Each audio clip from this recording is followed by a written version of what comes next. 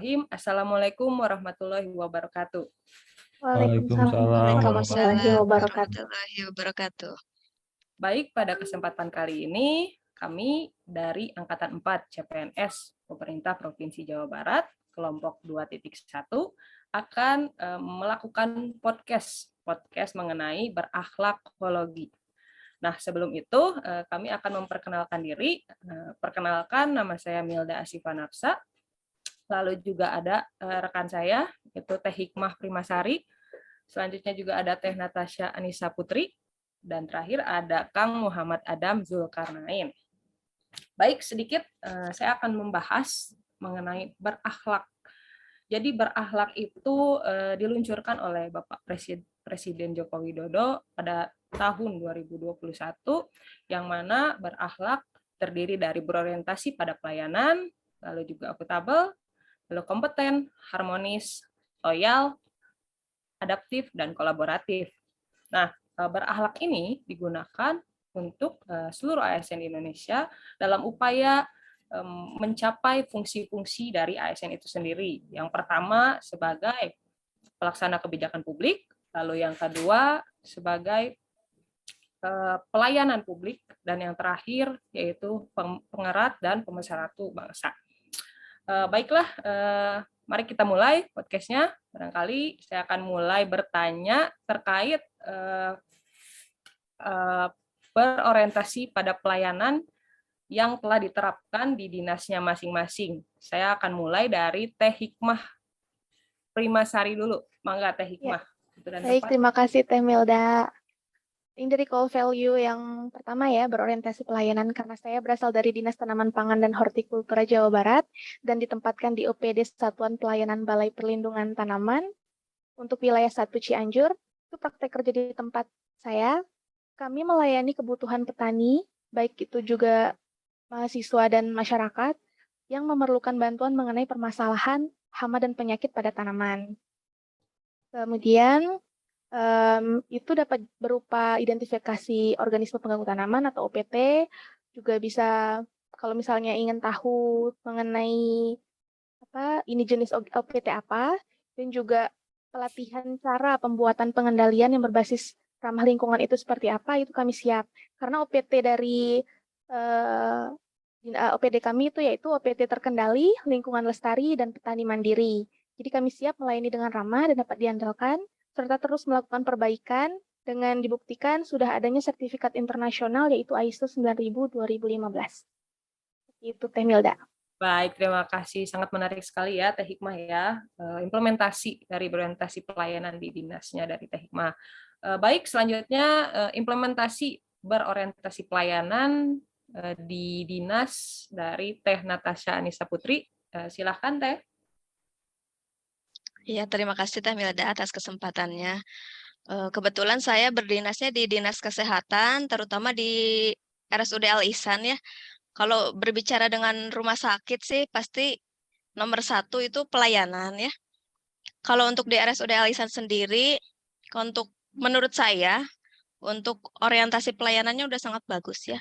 Karena dari awal kita misalkan nih pasien mau periksanya ke IGD atau misalkan mau ke poliklinik rawat jalan, itu sebetulnya alurnya sudah sangat baik, sudah sangat teratur.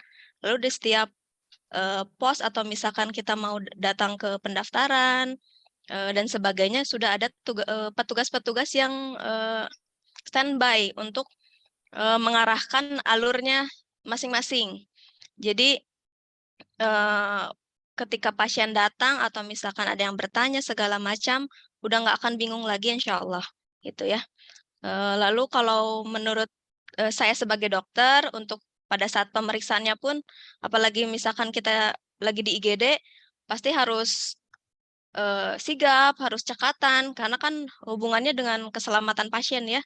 Jadi memang orientasi pelayanannya nomor 1 lah seperti itu. Kalau untuk dicontohkan, gitu Teh. Baik, terima kasih Teh Natasha. Luar biasa ya cerita dari Dinas Kesehatan nih ya. Oke, selanjutnya dari Kang Muhammad Adam. Silahkan Kang. Dari saya kebetulan di RSUD Jampang Kulon ya, sama seperti Teh Natasha di Dinas Kesehatan, tetapi beda unit. Karena mungkin Teh Natasha dari dari Nakes ya, saya dari manajemen. Kebetulan RSUD Jampang Kulon itu salah satu RSUD di Sukabumi Selatan. eh, Nantinya bertujuan untuk pembangunan di Sukabumi Selatan, fokusnya seperti itu. Karena berorientasi pelayanan di kami itu ada beberapa layanan di antaranya IGD, rawat jalan, rawat inap, ICU, NISU, PICU, instalasi bedah sentral, hemodialisa, farmasi, laboratorium, dan radiologi. Dan sampai sekarang RSUD Jampang Kulon terus membangun untuk pelayanan kesehatan yang lebih baik. Mungkin itu sih Teh dari saya. Baik, terima kasih Kang Adam. Barangkali yang bisa diambil secara garis besar atau benang merahnya dari 3 rekan saya terkait penyampaiannya, berorientasi pelayanan ini bisa dilakukan melalui kegiatan melakukan pelayanan dengan ramah, cekatan, solutif, dan dapat diandalkan juga. Tentu juga hal ini juga bisa disiasati dengan memahami dan memenuhi kebutuhan masyarakat dan juga melakukan perbaikan tiada henti. Dan kali itu, maka kita lanjutkan ke nilai yang kedua, yaitu akuntabel. Akuntabel ini kita mulai dari Teh Hikmah kembali. Silakan Teh Hikmah.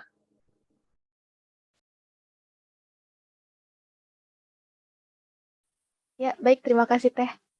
Untuk poin yang kedua ya, core value mengenai akuntabel, untuk praktek di tempat kerja saya mungkin lebih melaksanakan tupoksi dengan jujur dan bertanggung jawab. Karena kita lebih ke pertanian mengenai pengendalian hama dan penyakit, jadi lebih banyak berkutat mengenai pembuatan agensia pengendali hayati. Jadi kita pasti menggunakan berbagai macam alat. Jadi kalau lebih baiknya untuk akuntabel itu jika kita telah memakai peralatan, setelah selesai melakukan peralatan, sebaiknya peralatan itu dimatikan dan juga dicabut dari sakornya agar penggunaan sapras di kantor itu dapat efektif dan efisien seperti itu. Terima kasih. Baik, Teh Hikmah, terima kasih. Jadi mungkin intinya lebih ke melaksanakan tugas dengan tanggung jawab ya, Teh, dan tetap menggunakan kekayaan barang milik negara itu secara bertanggung jawab. Baik, Teh Hikmah, terima kasih. Selanjutnya, silakan Teh Natasha. Untuk nilai akuntabel di rumah sakit, kebetulan ya kalau RSUD Alisan itu udah ada predikat sebagai zona integritas. Jadi ada singkatannya, ada WBK dan WBBM. WBK itu wilayah bebas dari korupsi, dan WBBM itu wilayah birokrasi bersih dan melayani. Jadi sudah sangat menggambarkan dari nilai akuntabelnya. Jadi untuk yang WBK itu contohnya ya seperti menolak gratifikasi, atau misalkan ada pasien yang mau memberi uang setelah diperiksa, itu kan tidak seharusnya ya sepertinya. Terus misalkan ada calo-calo yang membantu memasukkan pasien ke rumah sakit tidak sesuai jalur, itu juga sebetulnya di rumah sakit tempat saya bekerja sudah ditiadakan karena sudah ada predikat zona integritas yang tadi WBK dan WBBM. Paling itu sih yang untuk nilai akuntabelnya. Baik, terima kasih Teh Natasha. Pada intinya ada program WBK dan WBBM itu ya Teh ya, yang memang bisa menunjukkan sebuah akuntabilitas dari Dinas Kesehatan ini. Baik, dilanjutkan oleh Kang Muhammad Adam, silakan. Tentang akuntabel ya di dinas saya di RSUD Jampang Kulon itu kita sudah mempunyai indeks kepuasan masyarakat dapat diakses di website kita, di website RSUD Jampang Kulon.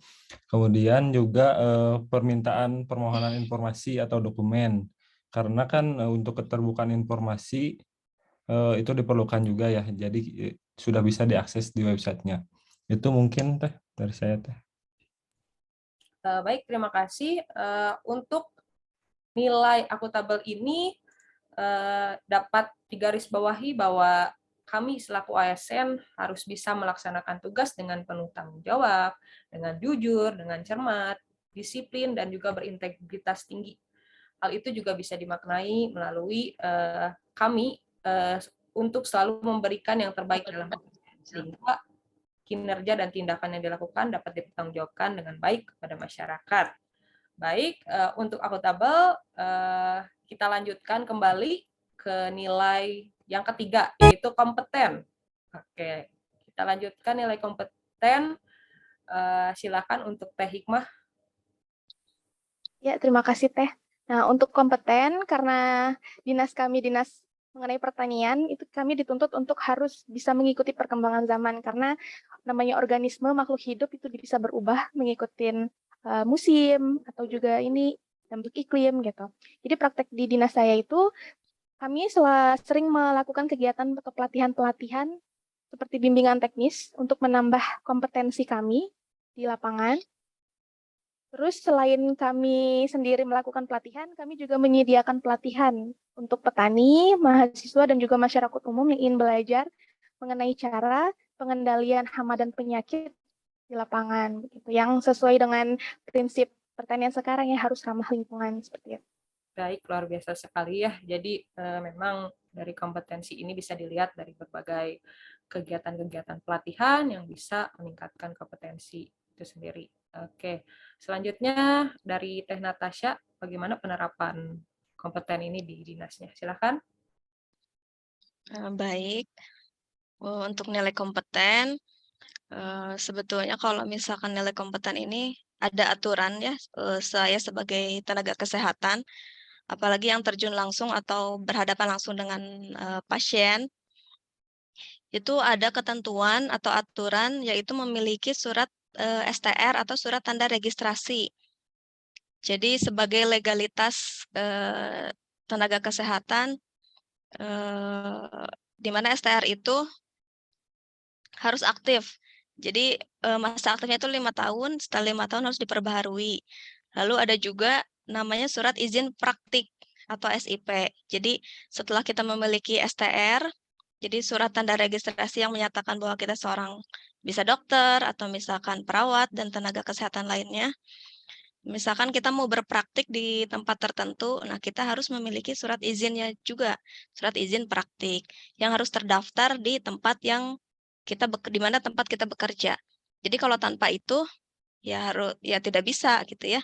Itu juga salah satu ciri kompeten ya, melaksanakan tugas sesuai dengan peraturan. Lalu sama seperti Teh Hikmah tadi, jadi kita juga sebagai tenaga kesehatan pasti ada pelatihan-pelatihan, seminar-seminar atau workshop yang dapat meningkatkan kompetensi kita sebagai tenaga kesehatan. Paling seperti itu. Baik, terima kasih Teh Natasha. Jadi mungkin ada bukti fisiknya juga ya, berupa surat tanda, surat izin ya, surat izin tadi. Ya, surat izin dan menjelaskan bahwa seorang dokter pun memiliki kompeten tersendiri. Baik, terima kasih Teh Natasha. Dilanjutkan oleh Kang Muhammad Adam, silakan. Kalau ke value kompeten ya di RSUD Jampang Kulon rutin mengadakan pelatihan ya, baik dari untuk peningkatan manajemen ataupun juga dari pelayanan. Karena rumah sakit ya pasti langsung jasa dengan masyarakat ya, bersinggungan dengan masyarakat langsung. Kita juga punya banyak dokter spesialis di RSUD Jampang Kulon itu. Itu sih Teh kalau dari di unit saya. Baik, terima kasih Kang Adam. Jika boleh saya simpulkan bahwa poin penting dari nilai kompeten ini yaitu untuk meningkatkan kompetensi diri, yang mana digunakan untuk menjawab tantangan yang selalu berubah ini. Caranya seperti apa? Caranya bisa digunakan melalui mengikuti berbagai pelatihan yang dapat meningkatkan kompetensi, baik itu knowledge, skill, maupun attitude. Baik, kompeten sudah, mari kita lanjutkan ke nilai dasar yang keempat, harmonis. Silakan untuk Teh Hikmah menjelaskan harmonis ini di lingkungan dinasnya. Oke, baik. Terima kasih, Teh. Nah, untuk praktek kerja dari core value harmonis di tempat OPD saya, kebetulan OPD kami hanya terdiri dari 19 atau 18 orang, itu pun hanya sudah ditambah dengan OB dan 3 satpam. Jadi hanya sedikit sekali. Nah, itu kebetulan atasan kami juga, koordinator dari satuan pelayanan saya itu sangat menganggap semua staf itu sebagai rekan atau partner. Jadi tidak ada istilah kamu siapa atau berdasarkan jabatan gitu. Jadi kami selalu kompak dan selalu bekerja sama, saling membantu tanpa memandang jabatannya. Dan itu bisa dicontohkan pada setiap hari Jumat itu kita selalu bergotong royong untuk Jumsih, namanya Jumat Bersih. Nah, itu kita semua dari atasan sampai OB dan satpam semuanya bekerja sama. Jadi lebih ke rekan sih, tanpa memandang atasan atau apa gitu. Baik. Terima kasih Teh Hikmah. Secara tidak langsung hal tersebut bisa membangun lingkungan kerja yang kondusif ya Teh ya, Ya, mendukung. betul. Oke, terima kasih Teh Hikmah. Maka selanjutnya di Dinas Kesehatan nih, gimana nih menurut Teh Natasha Anissa Putri? Silahkan.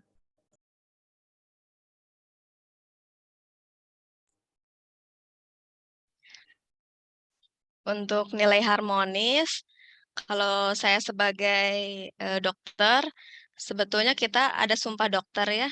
Jadi kalau misalkan dari isi sumpah dokter itu ada dikatakan bahwa sesama rekan sejawat itu adalah seperti saudara kandung ya. Jadi pasti beda ibu beda bapak tapi harus dianggap seperti saudara kandung. Jadi pasti harus menghargai setiap apapun latar belakangnya. Lalu ditambah sekarang untuk CPNS tahun sekarang untuk dokter umumnya ada 20 orang dan kebanyakan dari luar daerah. Kebanyakan dari pulau, ada dari Pulau Sumatera, ada dari Pulau Jawa dan lain-lain. Jadi dilihat dari keberagaman itu, ya kita harus mencoba untuk harmonis walaupun asal daerahnya dari berbagai macam. Seperti itu paling. Baik, terima kasih Teh Natasha. Barangkali mungkin nanti ini juga bersinggungan ya dengan Kang Muhammad Adam nih yang sama-sama di Dinas Kesehatan nih. Silakan Kang Muhammad Adam. Ya, sama seperti Teh Natasha ya, saya juga di RSUD Jampang Kulon. Kalau mungkin teman-teman Akang Teteh ini ya, posisinya itu dari kota itu 3 jam, dari 3 jam ke Jampang itu ke Sukabumi Selatan. Berarti dari Bandung itu 6 jam atau dari Jakarta juga 6 sampai 7 jam. Jadi banyak juga pegawai yang merupakan pegawai luar daerah gitu. Jadi kita tetap hidup secara harmonis. Eh, ya gitu sih Teh. Banyak juga yang dari luar itu. Baik, terima kasih Kang Adam. Jadi di nilai harmonis ini memang kita perlu sekali ya yang namanya menghargai setiap orang apapun latar belakangnya. Di mana kita tidak boleh membeda-bedakan dan tidak boleh juga diskriminasi kepada seluruh pegawai dan juga masyarakat. Dan kita juga bisa melalui cara lain seperti menghindari konflik juga dan juga harus selalu memupuk rasa perdamaian. Baik, kita lanjutkan ke core value yang selanjutnya, yaitu yang selanjutnya adalah loyal. Baik, silakan untuk Teh Hikmah menjelaskan prinsip loyal di dinasnya. Oke, baik. Kalau di dinas kami mungkin lebih ke mengikuti semua peraturan yang ada. Untuk contoh hal simpelnya itu seperti datang dan pulang kerja tepat waktu. Dan juga tidak melakukan perbuatan yang dapat mencoreng nama baik. Baik itu nanti akan merugikan ASN pribadi, kita sendiri, maupun instansi, ataupun juga negara gitu. Jadi, terus juga ada kalanya juga kita harus menjaga rahasia jabatan yang tidak bisa sembarangan kita bocorkan ke orang lain gitu. Karena kadang ada kalanya suka ada wartawan yang datang untuk nanya perihal pertanian. Nah, kadang itu bisa jadi sesuatu yang berbahaya kalau misalnya kita main nyeplos gitu. Takutnya nanti jadi membuat masalah masyarakat menjadi ini gempar karena berita yang belum tentu harus dikonfirmasi dulu gitu. Baik, terima kasih. Banyak yang ingin tahu ya Ya. dinasnya ya. Oke, Terima kasih Teh Hikmah. Selanjutnya, mangga untuk Teh Natasha. Untuk nilai loyal ya, kalau loyalitas yang berhubungan sama tenaga kesehatan sih eh, relate banget sama sekarang lagi musim ini ya, pandemi COVID-19, apalagi awal-awal tahun lalu, awal-awal COVID lagi tinggi, di mana tenaga kesehatan menjadi garda terdepan untuk menangani pandemi COVID ini. eh, itu salah satu bentuk loyalitas kita sebagai tenaga kesehatan ya. Jadi kalau misalkan ditanya nilai loyal, yang paling relate sih yaitu tentang pandemi COVID ya, pas ketika pandemi COVID-19 sekarang. Paling itu sih. Baik, terima kasih Teh Natasha. Saya pribadi sih sudah tidak meragukan lah untuk dokter-dokter atau orang-orang yang menjadi garda terdepan nih di saat pandemi COVID-19. Atas semua dedikasinya, saya juga mengucapkan terima kasih banyak gitu untuk para dokter dan perawat yang memang sudah mau dedikasi. Baik, terima kasih. Selanjutnya, Kang Muhammad Adam, silakan. Kalau dari unit saya sih kurang lebih sama seperti Teh Natasha gitu ya. Mungkin saya mau menambahkan paling untuk eh, berkaitan dengan yang tadi ya, dengan lokasi gitu. Jadi sebagai tenaga ASN kan kita harus siap ditempatkan di mana saja.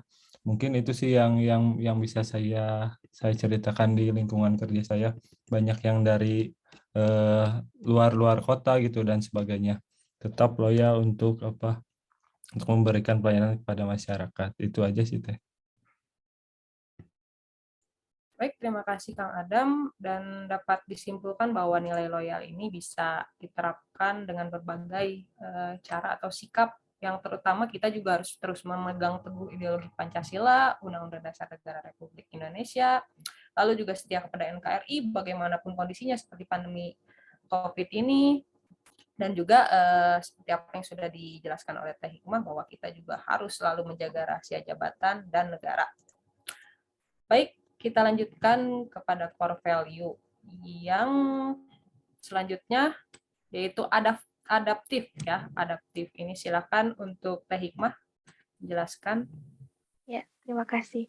Nah, untuk kaitannya dengan core value adaptif, ini kita dituntut untuk terus berinovasi karena perubahan zaman itu pasti, apalagi untuk hama dan penyakit itu dia kan makhluk hidup, jadi pasti memiliki daya adaptasi dengan perubahan lingkungan. Jadi kita juga harus siap membuat suatu pengendalian yang bisa mengikuti perkembangan OPT juga gitu. Jadi kita harus siap selalu menciptakan inovasi-inovasi baru dengan makin banyaknya jenis APH yang bisa kita sebar, maksudnya agensi pengendali hayati gitu. Jadi hama dan penyakit di lapangan itu juga bisa terkendali seperti itu. Terima kasih Teh. Baik, terima kasih. Menarik ya terkait inovasi ini yang selalu harus dimunculkan oleh setiap ASN. Baik, selanjutnya Teh Natasha, silakan. Untuk nilai adaptif ya yang sudah diterapkan di tempat kerja, mungkin sekarang kan zaman digitalisasi ya, pasti perkembangan teknologi yang pesat. Jadi di rumah sakit pun sama. Jadi kan kalau dulu pasien datang kita tulis, jadi ada bentuk rekam medis atau catatan data pasien biasanya dalam bentuk tertulis. Kalau untuk sekarang itu sudah karena perkembangan teknologi yang sudah sangat cepat, sekarang tuh udah ada kalau di rumah sakit itu namanya SIM-RS. Jadi sistem informasi manajemen rumah sakit. Jadi kita bisa akses dari web. Jadi ketika ada pasien datang, tinggal kita ketik aja segala macamnya, dari mulai keluhan, dari mulai pemeriksaan, bahkan nanti untuk pengobatan dan penulisan resep pun udah bisa muncul dari website tersebut, seperti itu. Terus hal adaptif lain sih, sama seperti tadi ya, berhubungan sama pandemi COVID.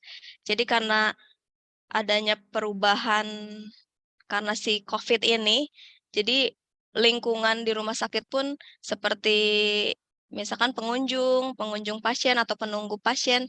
Jadi kayak lebih ketat lah peraturan-peraturannya. Jadi jam besuknya ditiadakan, terus penunggu pasiennya jadi dibatasi, mungkin hanya satu, itu pun harus di swab terlebih dahulu.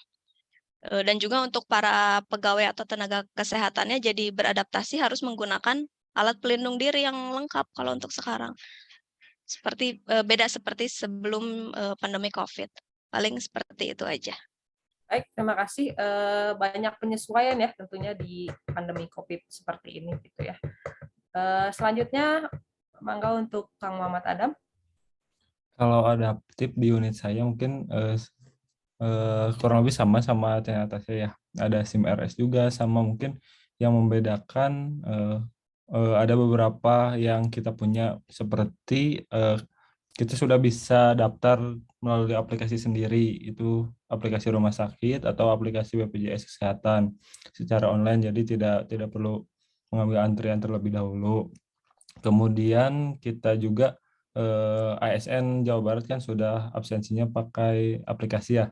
Kita juga pakai aplikasi juga untuk non ASN sehingga kita bisa terekapnya secara digital.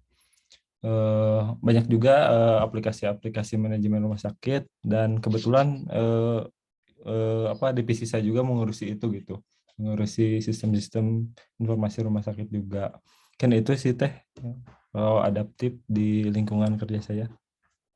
Baik, terima kasih Kang Muhammad Adam. Jadi memang memanfaatkan inovasi dengan memanfaatkan berbagai teknologi yang ada ya, itu sangat luar biasa sekali. Dan untuk garis besar atau hal yang bisa disimpulkan dari adaptif ini, kita bisa melakukannya melalui cara seperti cepat menyesuaikan diri menghadapi perubahan, lalu juga terus berinovasi dan mengembangkan kreativitas, dan juga kita harus terus bertindak proaktif.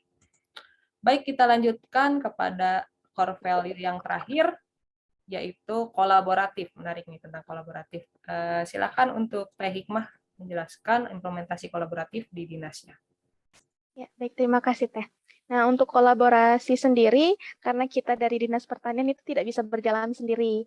Di lapangan kita harus harus berkoordinasi dengan berbagai pihak yang berurusan dengan pertanian, karena nanti hubungannya akan dengan ketahanan pangan nasional gitu. Jadi harus berkoordinasi secara sinergis dengan berbagai pihak. Nah, untuk di lapangan sendiri itu biasanya kita berkoordinasinya dengan penyuluh pertanian, juga petani dan masyarakat umum.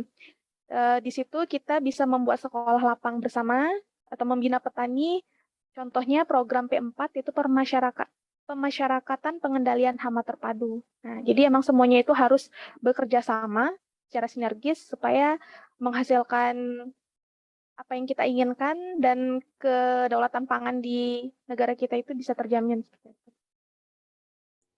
Baik, Teh Hikmah, terima kasih banyak. Sangat padat dan jelas ya penjelasan dari Teh Hikmah. Selanjutnya dilanjutkan oleh Teh Natasha, silakan. Untuk nilai kolaboratif, kalau untuk nilai kolaboratif sih pasti semua tenaga kesehatan nggak bisa bekerja sendiri ya. Saya sebagai seorang dokter misalnya nggak bisa memeriksa pasien hanya seorang diri. Pasti harus ada bantuan dari perawat, terus nanti setelah itu ada bantuan dari ahli gizi, dari apoteker, atau misalnya seperti Kang Adam membantu dalam bidang IT. Nah, jadi kolaborasi untuk mencapai atau melakukan pelayanan yang optimal kepada pasien. Terus selain itu juga Rumah Sakit Al-Ihsan ini rumah sakit pendidikan, jadi kita kolaborasinya nggak hanya sama pegawai saja, tapi dengan pihak-pihak yang sedang belajar atau seperti mahasiswa, koas, bahkan calon dokter spesialis atau residen juga di sana ada. Jadi kita sangat beragam sekali kolaboratifnya dengan berbagai jenis pekerja di sana. Seperti itu. Baik, terima kasih Teh Natasha. Sama ya, penjelasannya sangat padat dan jelas. Oke, kita lanjutkan kepada Kang Muhammad Adam, silakan.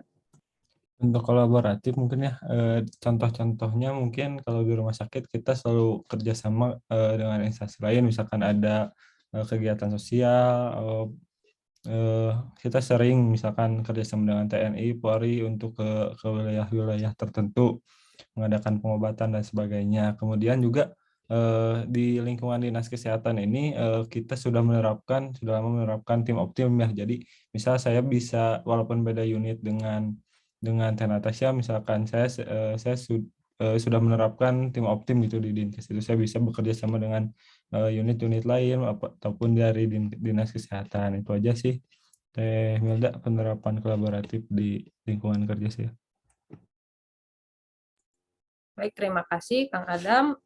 Untuk kolaboratif ini yang menjadi kata kunci utama yaitu kerjasama. Apalagi dengan masyarakat Indonesia yang memang sangat beragam dan kita diharuskan sekali untuk terus bisa berkolaboratif, apalagi kita sebagai aparatur sipil negara gitu. Dan sekarang pun sudah diterapkan terkait teams of team ya, gimana caranya untuk kita terus berkolaborasi, berinovasi untuk kepentingan dan tujuan bersama. Baik, rekan-rekan, kita sudah membahas semua nilai-nilai dari core value ini. Nah, bagaimana rekan-rekan semua sepakat ya dengan apa yang menjadi pembahasan kita, dengan apa yang sudah disimpulkan tadi? Namun izinkan saya untuk menyimpulkan apa yang menjadi inti dari core value berakhlak ini. Yang pertama, berorientasi pelayanan. Ditunjukkan dengan berkomitmen memberikan pelayanan prima demi kepuasan masyarakat. Yang kedua, akuntabel. Ditunjukkan dengan kami bertanggung jawab atas kepercayaan yang diberikan. Yang ketiga, kompeten. Ditunjukkan dengan kami terus belajar dan mengembangkan kapabilitas. Yang keempat, harmonis. Ditunjukkan dengan kami saling peduli dan menghargai perbedaan. Yang kelima, loyal. Ditunjukkan dengan kami berdedikasi dan mengutamakan kepentingan bangsa dan negara. Yang keenam, adaptif. Ditunjukkan dengan kami terus berinovasi dan antusias dalam menggerakkan ataupun menghadapi perubahan. Dan yang terakhir atau yang ketujuh yaitu kolaboratif. Kami membangun kerjasama yang sinergis. Baiklah rekan-rekan, demikian yang bisa kami lakukan di podcast ini. Untuk kekurangannya mohon maaf, ini akan menjadi suatu hal yang sangat positif bagi kita semua dan mudah-mudahan juga bisa bermanfaat bagi kita, bagi masyarakat juga. Terima kasih, saya mohon pamit. Wabillahi taufiq wal hidayah. Wassalamualaikum warahmatullahi wabarakatuh. Waalaikumsalam. Terima kasih.